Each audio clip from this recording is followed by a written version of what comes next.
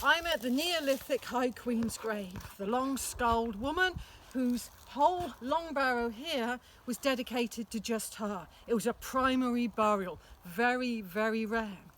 But when I came here all of those years ago, probably about 6 or 7 years ago now, there wasn't this fence. There wasn't a no entry sign, endanger, trip hazard. None of that was there. And I'm going to show you what the military have done to this magnificent barrow, which is one of the largest in Northwest Europe. It's nearly 400 feet long. It's massive, it's monstrous proportions, but we're not going to be deterred by a no entry sign. We're going to go over and we're going to come over here.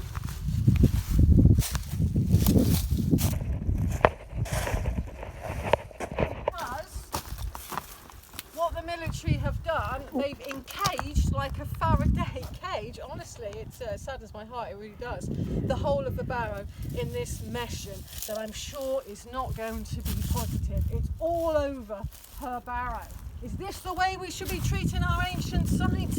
Is it? I don't think so, because the West Kenwick Long Barrow has more annual visitors than this barrow here, and yet it's not encaged or enmeshed with that type of wiring. And we're going to go down here now because I'm going to show you how high this barrow actually is. It's about 11 feet high to 12 feet. And what we are now is we're walking down into the ditch. And now we're at the lower level of the ditch and we look round.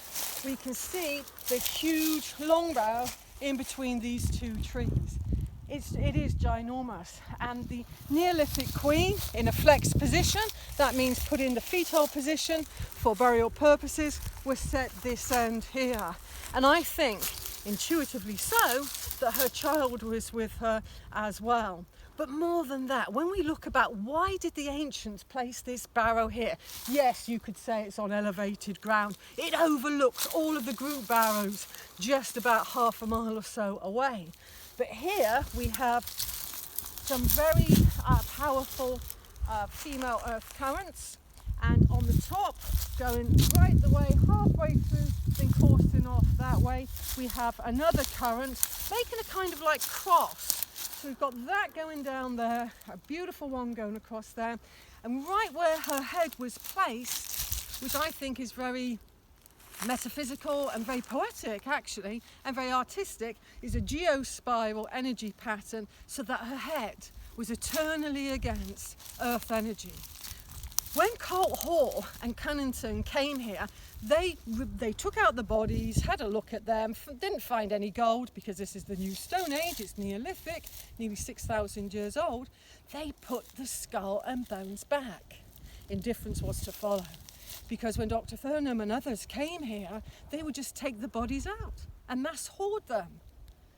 Today she resides, her skull at least and her jawbone, in a cardboard box in a facility. And I don't really think that's the way we should be treating our ancestors. Personally, I feel very connected to her. I was joyous when I first discovered her. I really was, because it was a woman finding a woman in the prehistoric times. And like I say, it's so quiet here. You're on the edge of the Salisbury Plain. Sometimes you can visit here. If there's a red flag over there, that means you can't visit. But today we're lucky, and I'm here to pay homage to this beautiful woman with a long skull.